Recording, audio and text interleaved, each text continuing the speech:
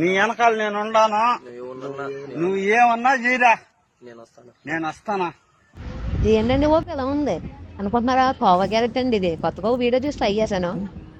ముందుగా నేను carrot తీసుకునేలా mixie jar వేసుకునేలా మెత్తగా వచ్చి మిక్సీ ఆడించుకోవాలండి. ఒక కళాలోకి పందారు తీసుకొని ఒక గ్లాస్ వాటర్ తీసుకొని వాటర్ వేసి మొదటి పాకం వచ్చేవాడు అలా మరగబెట్టి ఆ చేత అయితే అలిక్కలు తీసుకుని ఆ పాకంలో వేసి అలాలోకి నెయ్యి తీసుకొని మనం మిక్సీ ఆడిచిన క్యారెట్ మొత్తాన్ని వేసుకొని ఇలా చిన్న పాలు ప్యాకెట్ మొత్తం వేసేసుకొని బొంబాయి రావు కూడా వేసుకొని శుభ్రంగా కలుపుకోవాలి. తర్వాత మిశ్రమం అంతా ఇలా తయారవుతుంది ముందు పెట్టుకున్న కింద.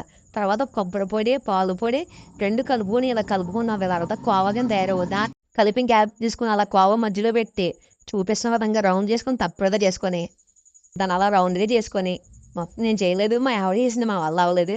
ఆ తర్వాత మీడియం ఫ్లేమ్లో ఇట్లన్నీ వేపుకొని తర్వాత పాకం పట్టి నీట్గా అలా వేసుకొని తింటూ ఉంటే అబ్బా మా తమ్ముడు కూడా సూపర్ అని చెప్పాడు.